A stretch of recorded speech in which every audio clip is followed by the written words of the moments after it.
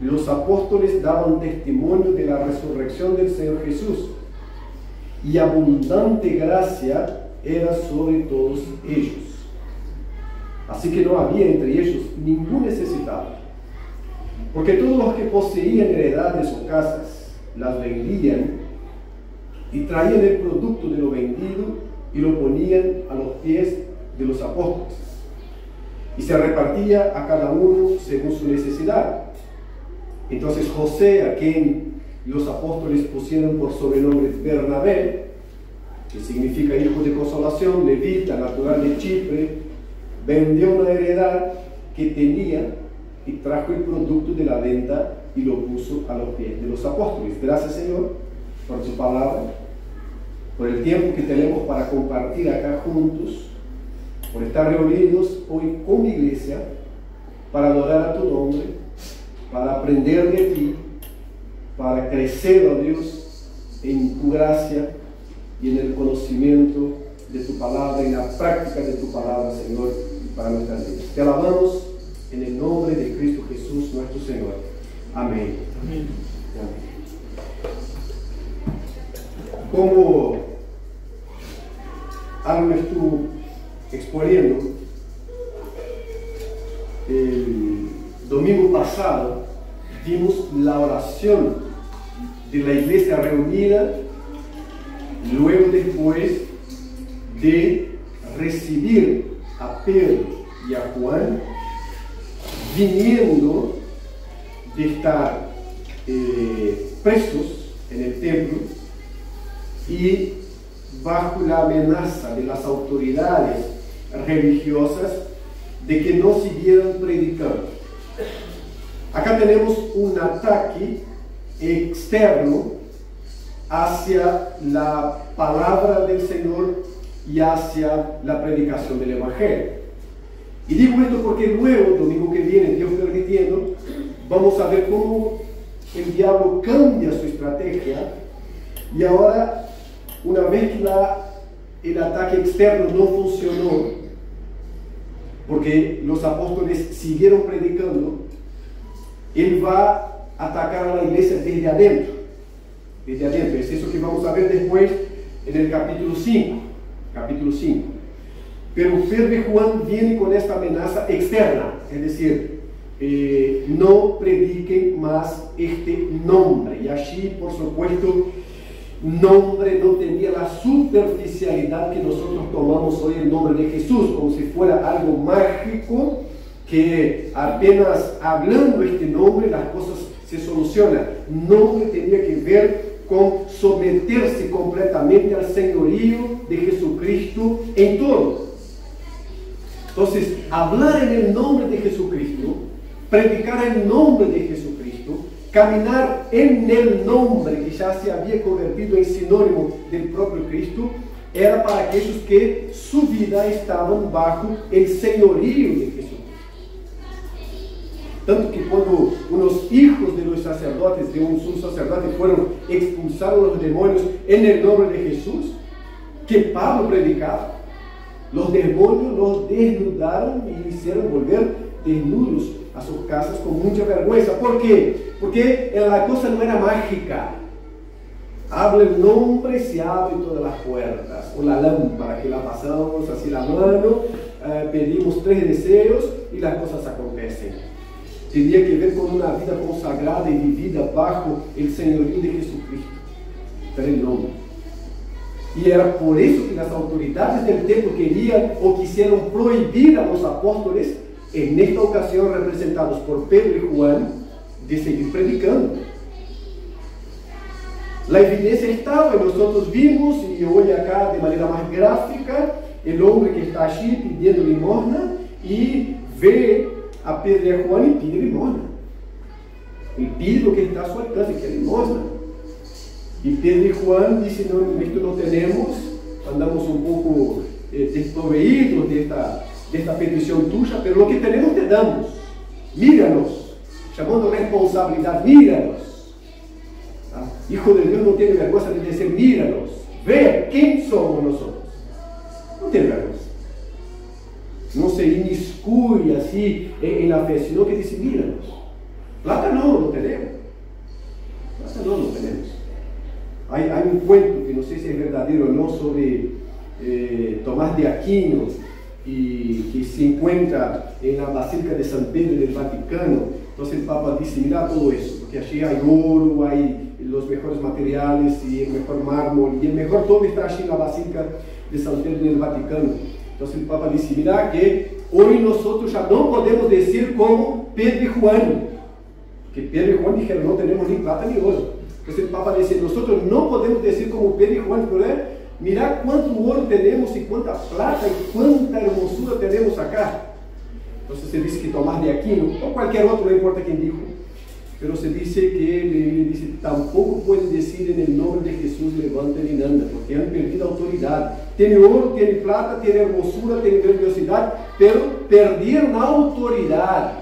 Entonces, al mismo tiempo que Pedro y Juan dijeron: no tenemos plata y oro, pero míranos, responsabilidad, mira quién somos, dijeron: en el nombre de Jesús, porque esto tenemos, levántate y anda.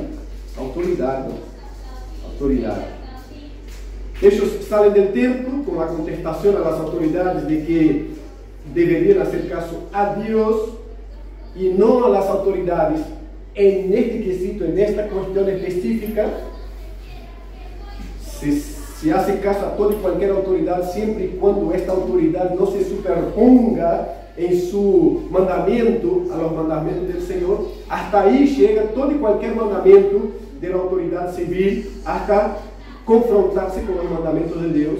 Y en los mandamientos de Dios ahí tomamos la actitud de Pedro: importa obedecer a Dios y no a los seres humanos. Ellos salen con esta postura y buscan la iglesia, los hermanos que están reunidos. Los hermanos escuchan las noticias, se postran todos y adoran al Señor y levantan una oración que es una adoración: Señor soberano, creador de cielos y tierra y todo en lo que en ellos hay. Linda oración de un creyente que reconoce a Dios como soberano. El Dios de los apóstoles no era Dios de bolsillo, que lo metía acá y lo cargaba para donde quería y lo sacaba para sus necesidades extremas. Una especie de desodorante para adolescentes en el verano. No. Es soberano, y es así que ellos oran: Dios soberano, creador de los cielos y de la tierra y de todo que hay en esos lugares. Y no importa si entramos con el salmista va más en las profundidades, en toda parte. Dios soberano. Y ellos siguen con una oración hermosa, pidiendo no para que Dios los libre de aquella sociedad maligna, de aquellas autoridades pervertidas, sino que Dios siga capacitándolos para seguir predicando con osadía el Evangelio. Y ahí termina temblando el lugar, lo que es algo circunstancial. Una oración, ponga bastante atención a eso, una oración reconociendo a Dios como soberano es un principio que todos los creyentes en todas las partes del mundo deben seguir. Una oración que reconoce a Dios como soberano y que al final tiembla el lugar es una circunstancia, aconteció allí, no tiene que temblar lugares. Porque a veces uno toma la Biblia al pie de la letra en algunas partes y está orando para que temble también el lugar con el poder del Señor. Quiere la repetición del Pentecostés. Son cosas circunstanciales. Lo que no es circunstancial es Dios manifestando su poder de la manera que Él quiere. Son los creyentes reconociendo a Dios y orando a Dios como Dios soberano y eterno. Son los creyentes pidiendo a Dios fortaleza, osadía para predicar el Evangelio sin importar las circunstancias. Esto no es circunstancial. Para que tiemble el lugar, que haya un derramamiento como hubo allí en el Pentecostés, que haya tantas cosas que tenemos en los libros, en el libro de los Hechos, muchas de ellas son circunstanciales, es decir, no tienen que repetirse. No tienen que repetirse. Bueno, después de temblar el lugar, tenemos consecuencia de la oración contestada. Consecuencia, otra vez, Allá en Hechos, en el capítulo 2, versículos 42, 43, 44, nos habla de la dinámica de una iglesia que fue revestida por el poder del Espíritu Santo. Entonces está en Pentecostés, la iglesia, los hermanos son revestidos por el poder del Espíritu Santo, y está todo aquel que nosotros vemos en el capítulo 2, y luego vemos las consecuencias inmediatas. Se dice que aquellos hermanos se mantenían firmes en la doctrina de los apóstoles, en la oración, en la comunión, en el partir del pan. Resultado inmediato de una iglesia que es revestida por el poder del Espíritu Santo. Bien distinto a muchas de las manifestaciones que nosotros vemos hoy, que la gente dice que es de Dios y que no resulta en nada. Allí resultó en un grupo grande de hermanos agarrados a la doctrina de los apóstoles, que era la doctrina de Cristo, que oraban, que tenía comunión y que desarrollaba la comunión, y que iba de casa en casa, aparte del templo, partiendo el pan y desarrollando, cultivando la comunión. Ahora nuevamente hay otra oración, hay un derramamiento, es decir, Dios nuevamente llena a estos creyentes del Espíritu Santo. Hablamos acá de la distinción entre lo que fue lo que es la presencia del Espíritu Santo en la vida del creyente y la llenura del Espíritu Santo, que es una cosa que se repite. Somos morada de Dios por medio de su Espíritu. Esto es una constante en la vida del creyente. Pero en esta vida del creyente, que es morada del Espíritu Santo, hay llenuras del Espíritu Santo. Por eso que Pablo a los Efesios dice para no llenarse de vino, sino que llenarse del Espíritu Santo de Dios. Es decir, la llenura es algo que se va dando en la vida del creyente, y esto está muy claro también en Hechos de los Apóstoles. Nuevamente acá, la iglesia reunida es llena del Espíritu Santo. Y ahí decimos, si el Espíritu Santo llenó la iglesia, ¿qué es lo que tiene que pasar? Debe ser una pregunta para todos nosotros creyentes y como iglesia.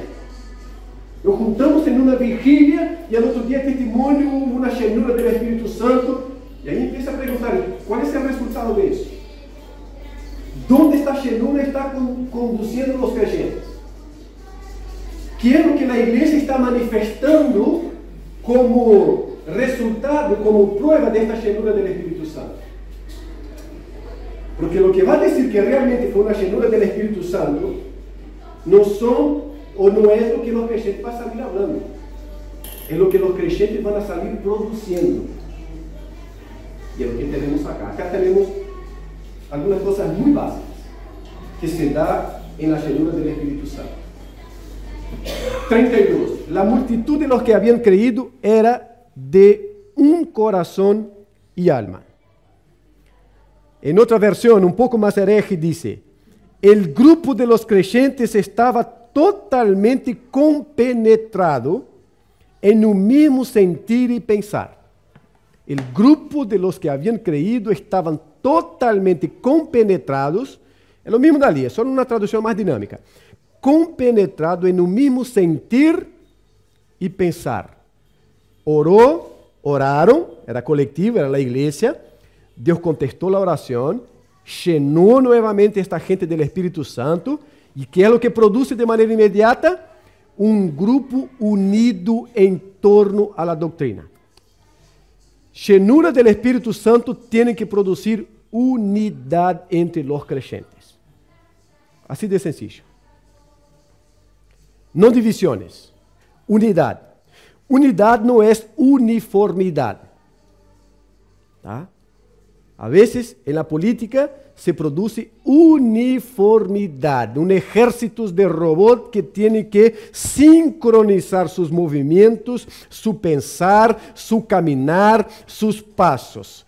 Unidad bíblica es otra cosa, no es un ejército de creyentes todos iguales, controlados por un botón de control remoto divino. No. Porque en esta unidad producida por Dios en la vida de la iglesia hay bíblicamente diversidad, es decir, el ejercicio de los dones de cada creyente coopera para esa unidad, pero no para la uniformidad. El mismo pensar bíblico no tiene que ver con un grupo de gente que anda en una escala de fábrica repitiendo lo mismo. Esto hacen los papagayos. Los creyentes ejercen sus dones según Dios les ha dado para producir esta unidad en la doctrina de Cristo. En la doctrina de Cristo. Pero cada cual sumando desde su don, desde su talento, desde lo que Dios ha dado. Unidad. La unidad tiene que ver con que todo lo que nosotros hacemos en la diversidad de nuestros dones coopera para que la iglesia dé gloria a Dios en todo. Unidad bíblica. Y esto se produjo acá. Los creyentes, el grupo de los creyentes estaba totalmente compenetrado en un mismo sentir y pensar. Llenura del Espíritu Santo produce unidad. Produce gente que toca, que canta, que predica, que limpia, que da soporte de bastidores, que exorta, todos usando sus dones para que Dios sea glorificado en la vida de la iglesia. Produce unidad. Hay un segundo aspecto de la llenura del Espíritu Santo. Es generosidad. Entonces, cuando una iglesia es llena del Espíritu Santo, es una iglesia generosa. La llenura del Espíritu Santo produce unidad y produce generosidad. Se dice, ninguno decía ser suyo propio nada de lo que poseía, sino que tenían todas las cosas en común. En primer lugar, esto no fue producido por la fuerza, ojo. No había armas apuntadas en la cabeza de cada uno, o entrega o te vas, marchás. No fue una imposición externa, sino que fue una actitud interna generada por la llenura del Espíritu Santo en la vida de aquellos hermanos. No había imposición. Vamos a ver esto clarito en el capítulo 5. Capítulo 5. No había obligación de parte de la iglesia, de parte de los apóstoles, de parte de los presbíteros, de parte de las autoridades bíblicas, de que la gente vendiera lo que tuviera o que tuviera este sentir de comunión. No había nada de eso. No hubo un decreto eclesiástico diciendo a partir de ahora cada hermano tiene que poner a disposición todos sus bienes para que no haya ninguna necesidad. No hubo eso. Hubo llenura del Espíritu Santo. Por eso estamos hablando resultado directo de una llenura del Espíritu Santo. Unidad. Otra cuestión, generosidad, que se traduce de muchas maneras. En este grupo de hermanos se tradujo en disponer sus bienes. Sin ninguna obligación, sin arma en la cabeza, sin nada. Apenas se tradujo en eso. De decir, no puede haber entre nosotros gente con necesidad mientras nosotros tenemos bienes. Y el impulso interno producido por el Espíritu Santo fue tal que ellos empezaron a vender lo que tenían. No quiere decir que se hizo un remate y vendió todo en el mismo. Esto se iba dando. Hechos de los Apóstoles no nos da la cronología de los eventos. Entonces no es que pasó todo en un mes, una semana. Solo nos está dando, Lucas nos está dando la dinámica de la iglesia. Como esta iglesia iba funcionando, pero no nos va dando tiempo. 1 año, 2 años, 3 años, 4 años. 5 meses, 6 meses, de un evento a otro, de un acontecimiento a otro. Lucas no nos da la cronología de los acontecimientos. Entonces lo que tenemos acá, más que un evento puntual donde todos se reunieron y dijeron, no, vendemos ya todo, hacemos un remate, ponemos en internet y dejamos a la gente ofrendar. No, es más que todo que se va dando en la vida, en la dinámica de la iglesia, y esta generosidad de contemplar necesidades y decir, mira, todavía me queda una gallina. Vendemos. Tenemos 2 alternativas. Vendemos, compartimos la plata o hacemos un puchero, algo ahí. guiso hermoso con esta gallina y comemos por lo menos una vez. Después vemos. Entonces, era algo que se iba dando en la dinámica, en la vida de la iglesia, pero generosidad. Y ninguno consideraba de su exclusiva propiedad los bienes que poseía, sino que todos los disfrutaban en común. Todos los disfrutaban en común. Resultado de una iglesia llena del Espíritu Santo. Generosidad, es una iglesia generosidad. Quando Pablo disse em Timoteo 3,15 que a igreja é coluna e baluarte de la verdade e sostém de la verdade, temos que relacionar estas duas coisas. Generosidade como verdade que se sostiene en la igreja. ¿Por quê? Porque somos cada vez mais individualistas. ¿Por quê? Porque cada vez o mundo se convierte mais e mais em mi ombligo. E quando eu hablo nós, estou generalizando, óbvio. Não estamos yendo a lo específico, estamos generalizando. O mundo é cada vez mais individualista. E hasta as atitudes altruístas que vemos tiene que ver com um individualismo. ¿Por quê? Porque o que eu estou querendo com minha atitude altruísta é sentir-me bem. Este é individualismo. Porque uno toma Lipovetsky, é francês que trabalha muitíssimo o tema ele tem livro chamado La Felicidade Paradójica, por exemplo, que é assim: eu tenho auto, posso viajar. Então, porque o viaje me vai dar felicidade. O auto lo estamos pagando em cuotas muitíssimas, o viaje também lo vou pagar em cuota, OCA me vai ser em 3 vezes e vou pagar por bastantes anos e os problemas quedaram no lugar onde eu lo deixei. Então, viajei, volvi, tenho as cuotas todas para pagar e o problema para solucionar. Então, é por isso que ele trabalha a felicidade paradójica. Felicidade paradójica. ¿Por quê? Porque essa felicidade de aparência, não? Es eso. Y apenas eso. Apariencia, nada más que eso. Nada más que eso. Trabaja, hay muchos libros suyos muy interesantes en este sentido. Aquí no.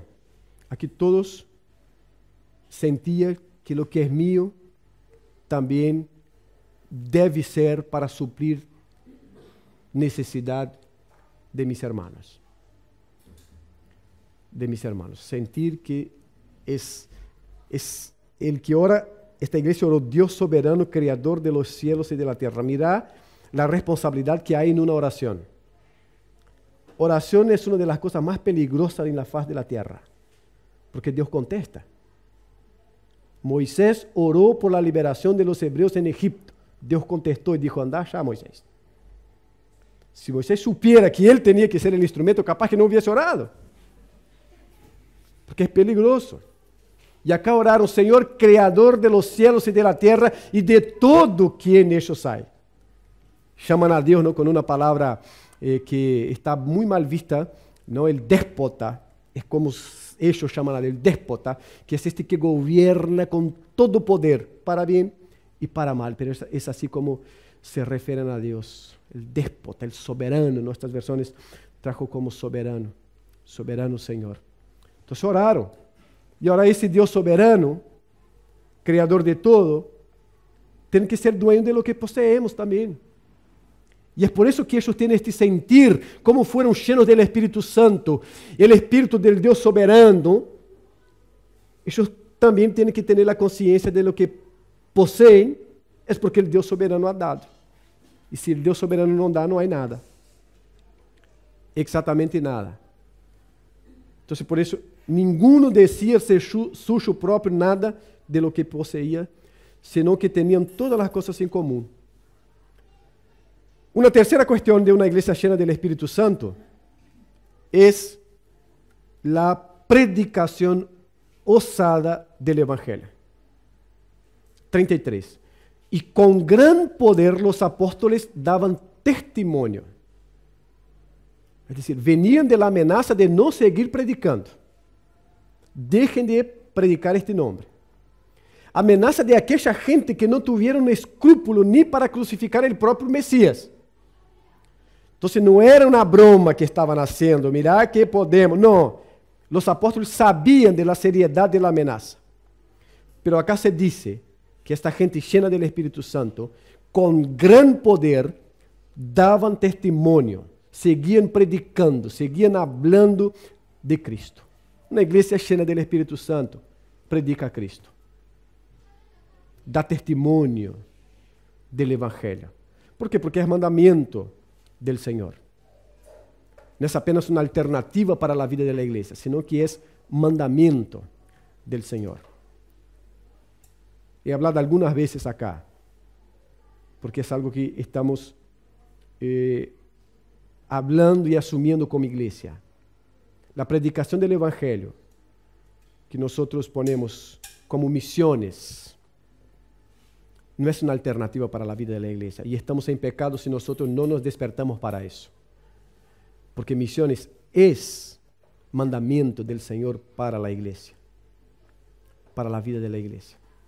No es una alternativa. Y es consecuencia de una iglesia llena del Espíritu Santo. Involucrarse en lo que Dios involucra. Y Dios está involucrado en la salvación de la gente por medio de gente. No de los ángeles, sino que de gente. Esta gente es la gente redimida, rescatada por su sangre. Entonces, unidad bíblica, generosidad, predicación, pero genera una otra cosa a partir de ese texto. Hay más, pero a partir de ese texto. La predicación es de Cristo. Ellos predicaban con gran poder, pero no era de sí mismo. No era la capacidad que tenía Pedro y Juan de levantar a un cojo que estaba o que era llevado para aquel local por muchos años y ningún otro tuvo esta capacidad. Pero estos dos acá, llenos del poder, tienen esta capacidad. No, no tenía que ver con Pedro y Juan. No tenía que ver con Pablo después, que va a aparecer en la escena. Por ahora estamos en el 4.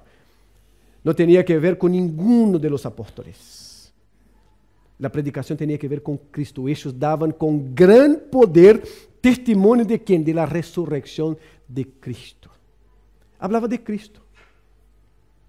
Una iglesia llena del Espíritu Santo habla de Cristo. Lo que sobresale en esta iglesia tiene que ser a Cristo. Cuando en la iglesia está sobresaliendo cualquier liderazgo en ella más que a Cristo, esta iglesia tiene que empezar a arrepentirse y ver qué es lo que está pasando. Tiene que hacer autorreflexión para ver a quién se está adorando. Si se está adorando a Cristo realmente, o se está adorando a cualquier otra cosa en la iglesia. Entre ellas su líder, o sus líderes. O la hermana de la oración. ¿Cuántas hermanas de la oración son adoradas en la iglesia casi como, no sé, una diosa, una divinidad celestial? En Brasil hay hermanas de oración que son buscadas de lejos. Hay gente dejando un estado para ir al otro, para estar con esta persona, para recibir oración. Idolatría, porque no están comprendiendo nada, porque no es la hermana o el hermano o quien fuera que sana. Es Dios. Y apenas Dios. Pedro y Juan dejaron claro, no tiene que ver con nosotros, tiene que ver con el Señor. El Señor obró. Cuando Pedro y Juan llegan con la iglesia reunida y dicen, mira, todo esto acá pasó a la raíz de la sanación del hombre. La iglesia se postra orando y adorando a Dios y no a los dos que llegaron allí. Tiene que ver con Dios. Por eso, hermanos, milagros no tienen hora marcada, por favor. No sé, es la 15ª vez que estoy hablando lo mismo acá. Milagros no tiene hora marcada. Toda conferência, todo ajuntamento de creyente, toda publicidade de creyente, invitando para ir a receber o milagre, salir de aí. Porque o que tem hora marcada é mutualista e casi sempre desmarca, se é algo mais sério. Mutualista marcamos hora. Culto para empezar marcamos hora. compromissos entre nós outros, vamos fazer isto ou aquilo outro, marcamos hora. Ayer salimos, marcamos 8:30, salimos de acá. Marcamos hora, ponemos hora. Milagro não marcamos, por quê? Porque para sair de acá, como salimos ayer, e ir a Las Piedras como fuimos, dependia de nós. É um auto que já temos, são nós despertar, lo que não é muito fácil estas coisas, pero depende de nós. Então, a las 8:30 estávamos, uns mais aburridos, com uma cara assim de quem queria estar dormido, pero salimos 8:30. Pero estava em nós. Estava em nós. Milagro não está em nós. E se nós não temos a capacidade de dizer, Deus, essa hora que queremos, como podemos marcar hora para estas coisas? Vení a receber tu milagro. Vení porque Deus tem uma sanação para ti. É mentira. Isto não é verdadeiro, não é bíblico, não é de Deus. Não é que Deus nos sana. O tema é que Deus não é o médico de plantão que nós chamamos quando temos uma necessidade e Ele vem atender. Não tem que ver com isso, porque senão não é Deus soberano, Criador de los cielos e de la tierra, porque senão não é o déspota que reina com todo poder e autoridade. É que nós julgamos de ter um Deus. É um Deus a nossa imagem e semelhança, pero dominado por nós. Nós somos quem damos a cuerda para que ele funcione. E por isso marcamos horas para coisas que só Deus pode fazer. Um equívoco, um erro bíblico ou não bíblico. Não podemos. Temos que ver com isso. Que os hermanos saliam predicando para a glória de Cristo e por isso predicava a ressurreição de Cristo, porque o que importava em realidade era que el Cristo havia ressuscitado e não qualquer outra coisa, porque era o mote del momento, era isso, porque esse Cristo que estuvo com os discípulos por 3 anos aproximadamente, os discípulos não entenderam bem a dinâmica. Cristo falou, tenho que morir, tenho que ressuscitar, não sei o que, eles não entenderam bem, pero quando Cristo muere, eles quedam desalentados. É tanto que Pedro vuelve a pescar, alguns vuelven a sua empresa de pesca, e cada qual para seu lado. Há 2 que vão por el caminho de Emaús, e Cristo se põe a seu lado, e eles dizem, opa, só vos não sabem o que passou em Jerusalém? Eles falando com Cristo, porque não se haviam dado conta que era Cristo que estava com eles. ¿De onde viniste? De la luna? Porque todos em Jerusalém sabem que o Cristo morreu, terminou todo, acabou. E aí depois, quando Cristo se vai revelando, eles dizem, por algo queimava nosso coração quando ele falava. Pero o que importava era a ressurreição de Cristo. Então, por isso, os apóstolos não estão dando as credenciais de Pedro, as credenciais de Juan. Estão falando da ressurreição de Cristo, porque, em definitiva, é o que Pablo disse, escrevendo a los Coríntios, capítulo 15, se Cristo não ressuscitou, é vana nossa predicação. É decir, porque isto se fundamenta en el Cristo resurrecto. Porque se sigue muerto, a predicação não vale nada e é todo mentira. Então, eles diziam, ressuscitou. E predicavam isto com ousadia, a Cristo. Então, 4 coisas, hermano, como evidência de uma llenura. Hay más, pero en este texto, 4 cosas. La unidad. Unidade na doutrina, não é unidade em porque somos todos de Peñarol, todos de Nacional, todos de não sei o quê. Não é unidade nestas cositas.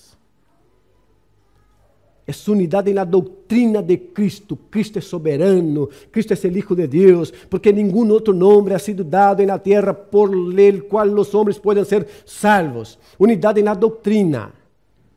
Unidade. Generosidade.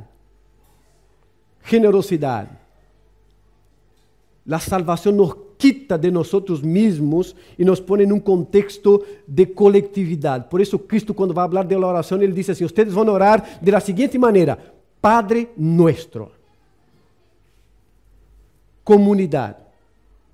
Então, não é o individualismo, del bienestar personal, que hasta las actitudes más hermosas y altruistas no es por el otro, es porque yo quiero sentirme bien, entonces hago lo que hago. No, hay una actitud hacia el otro verdadera. En este caso acá se tradujo en poner sus bienes todos a disposición. Nadie va a tener necesidad entre nosotros.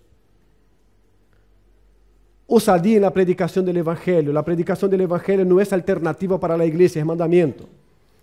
Ahora, en la predicación del Evangelio no distorsionamos para predicar a este o aquel otro, o las calidades de no sé quién. Se predica a Cristo, y ese Cristo vivo, habitando a la diestra de Dios, intercediendo por nosotros y purificando su iglesia para venir al encuentro de ella y rescatarla en algún momento para toda la eternidad. Se predica a Cristo, porque la gloria tiene que ser para Cristo y no para ningún otro.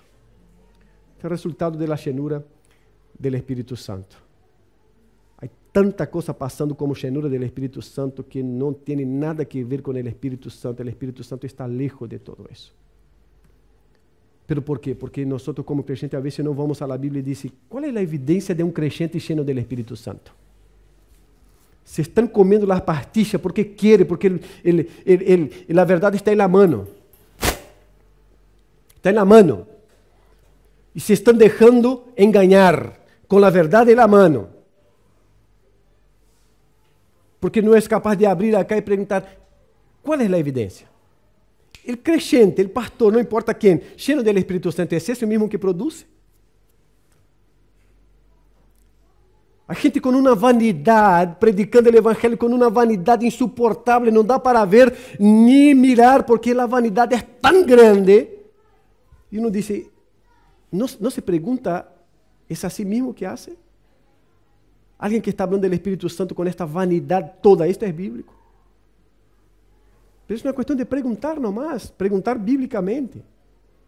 Bíblicamente. Y tantas otras cosas que podemos extender, pero quiero quedar con estas 4 cuestiones hoy: unidad, generosidad, predicación osada y predicación centrada en Cristo. Son 4 señales para... Si buscamos ver eso acá, ya vamos a filtrar una cantidad de cosas que pasan como de Dios y no son de Dios. Amén. Amén. Entonces, que Dios nos dé gracia, fuerza, osadía, también para ser bíblico en probar los espíritus, como dice la propia palabra. En mirar y decir, esto aquí no tiene nada que ver con Dios. Se presenta como de Dios, se habla en nombre de Dios, pero no tiene nada que ver con Dios. ¿Y por qué no tiene nada? ¿Está juzgando? No, porque la Biblia me da otra evidencia. Es apenas eso, me da otra evidencia. ¿Tá? Que Dios nos dé de esta gracia y que sepamos también eso, ¿no? La generosidad es algo para todo el creyente. Generosidad, ser generoso. Preservar la unidad es para todo creyente. La anunciación del Evangelio es para todo el creyente, para todos los creyentes. ¿Tá?